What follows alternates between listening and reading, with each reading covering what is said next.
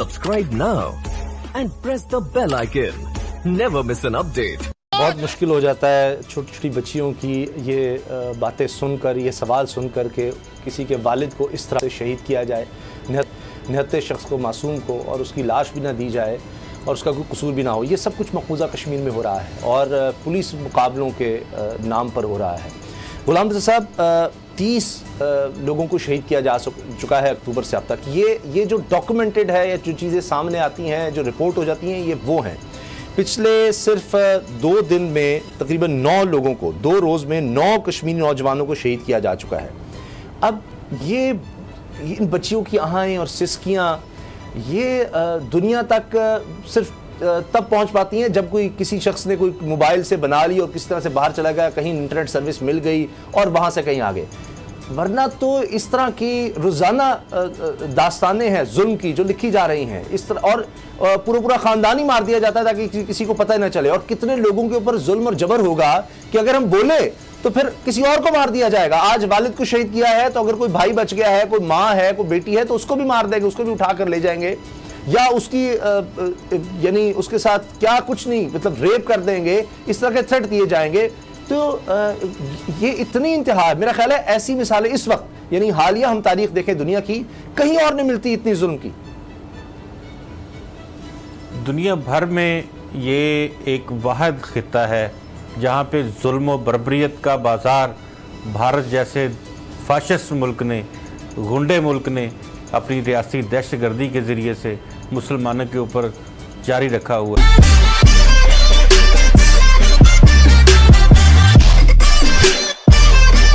वहाँ उनको कत्लो गारत किया जाना है।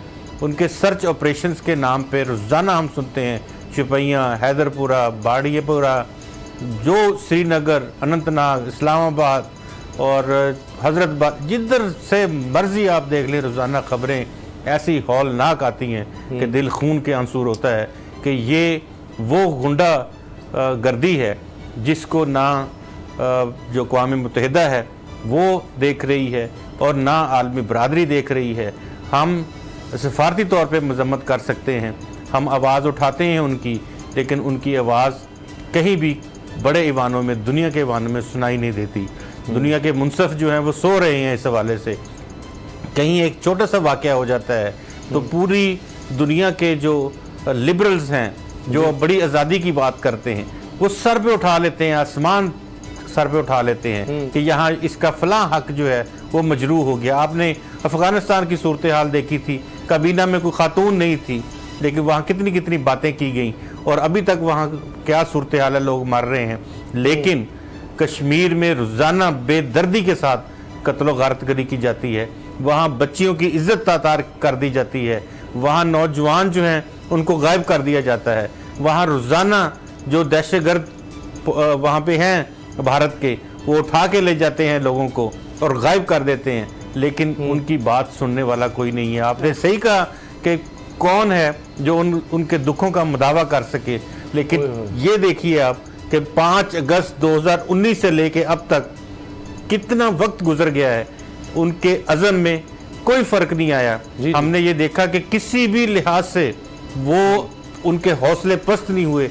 ये छोटी सी बेटी जिसका वालिद फौत हो गया है, उसको रोने के लिए अपने बाप की लाश चाहिए, उसको रोने के लिए अपने बाप की लाश चाहिए, लेकिन उसके बाप की लाश उसको नहीं दी जा रही।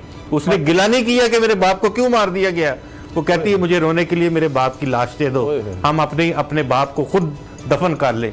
तो ये दुनिया के मुनसफ जो है उनके मुंह पर तमाचा है इस बेटी का इस तरह से बात करना। गुलाम साहब, और उसके बाद ये मारने के बाद, कत्ल करने के बाद हम मुस्कुराते हैं कि ऐसे, यानी बुज़दिली इतनी है कि निहत्ते लोगों को शहीद करके फिर ये जश्न मनाते हैं। अभी हमने हाल ही में देखा कि यहीं पर कालमन पूंछ का इलाका है जहाँ पर कुछ जंगलात में जो मुजाहिदीन थे इनसे वो नहीं काबू हुए, चंद एक होंगे, और इनके कितने, मेरे ख्याल 10-15 फौजी वहाँ पर जिनमें अफसरान भी थे वो भी मारे गए।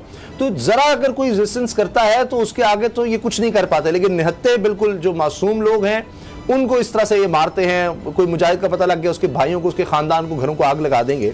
अब बाबर डोगर साहब, जो बात गुलाम साहब ने कही कि जो बाइडेन जब आए थे बड़े जी इंसानी हकूक़ की बात की जाती थी, अच्छा अफगानिस्तान में जी बच्चियों को स्कूल नहीं जाने दिया जा रहा, बिल्कुल जाने देना चाहिए जी। अगर नहीं जाने दिया जा रहा, ओह ये देखिए इंसानी हुकूक का जनाब, औरतों को दफ्तरों में आना चाहिए, ये जो देखिए जी ये तो पर्दा करवा रहे हैं, वहाँ इंसानी हुकूक आ जाते हैं। जहाँ ये छोटी छोटी मासूम बच्चियों को मार दिया जाए, उनके वालिदैन को मार दिया जाए, उनके साथ मैं अल्फाज भी नहीं इस्तेमाल कर सकता, उनकी इज्जतों से खेला जाए, वहाँ रेप के इतने केसेस, और कोई नहीं पूछेगा। वहाँ कानून है कि फौजी को कुछ नहीं कहा जा सकता, कुछ भी नहीं, वो जो मर्जी कर दे।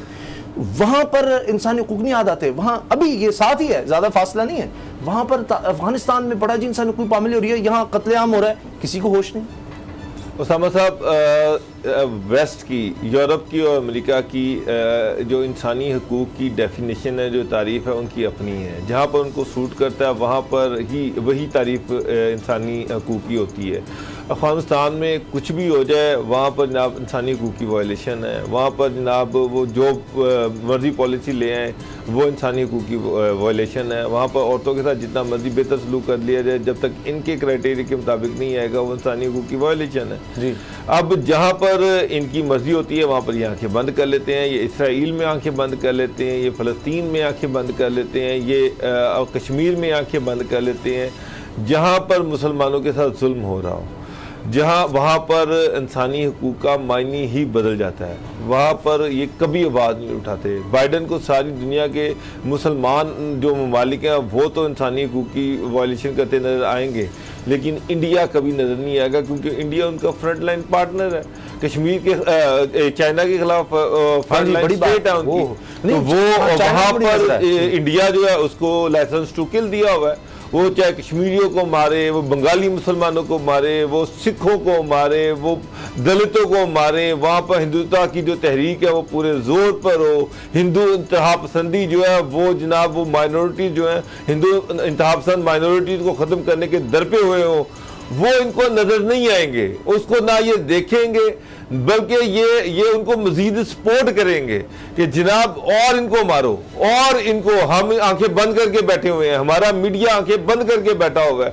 अब मसला ये है कि चले यूएनओ तो इस पे आवाज नहीं उठाता, अमेरिका आवाज नहीं उठाता, वेस्ट इस पे आंखें बंद करके बैठा हुआ है, उनके मीडिया को ये चीज नजर नहीं आ रही। मेरा तो गिला ओआईसी से है, मेरा तो गिला मुस्लिम ममालिक से है जो इंडिया के साथ बैठे हुए हैं, और वो भी उनके जो माली मफादात हैं वो उनको ज्यादा अजीज है, और वो आंखें बंद करके बैठे हुए हैं। अरब स्टेट्स क्या कर रही हैं, सऊदी अरब क्या कर रहा है, बाकी इस्लामी ममालिक क्या कर रहे हैं, वो इंडिया में इन्वेस्टमेंट कर रहे हैं, वो इंडिया के साथ जनाब मिलके बैठे हुए हैं, वो इंडिया को सपोर्ट कर रहे हैं। उनको कश्मीरियों का खून नजर नहीं आता, उनको भी बंगालियों का खून नजर नहीं आता, उनको कुछ नजर नहीं आता। उनको नजर आता है तो उनको सोना नजर आता है, इंडिया का चांदी नजर आती है, और उनकी आंखें जो हैं वो उससे तेल की खरीदारी नजर आती है। अच्छा, इसमें गुलाम साहब ब्रेक का वक्त हो जाएगा। मैं अभी आज खबर देख रहा था कि 60% आबादी अफगानिस्तान की वो भूख का शिकार है, शदीद भूख का, यानी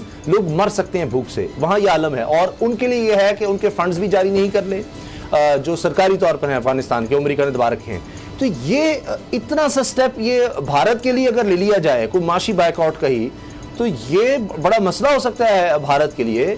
लेकिन वहां पर कोई, मैं ये नहीं कह रहा कि जनाब उसके बिल्कुल ही बाइकआउट करते हैं, वहां से सफीर वापस बुला ले, कोई एक छोटा सा कोई स्टेप, कंडेमनेशन भी उस तरह की नहीं आती। चले ओआईसी कंडेम करता है, पाकिस्तान जनाब रोज प्रेस कॉन्फ्रेंस हो रही है, वजारत खारजा जो डॉसियर दे रहे हैं, बता रहे हैं दुनिया को, और फिर जाहिर है कि भारत उसका बदला हमसे एफएटीएफ में दीगर जगहों पर लेने की कोशिश करता है, पाकिस्तान कर रहा है। लेकिन ये बाकी ममालिक जो हैं वो तो ये करते हैं कि चीन पाकिस्तान मिलकर अगर सिक्योरिटी काउंसिल में कुछ लेकर जाते हैं तो वहां वीटो कर देते हैं।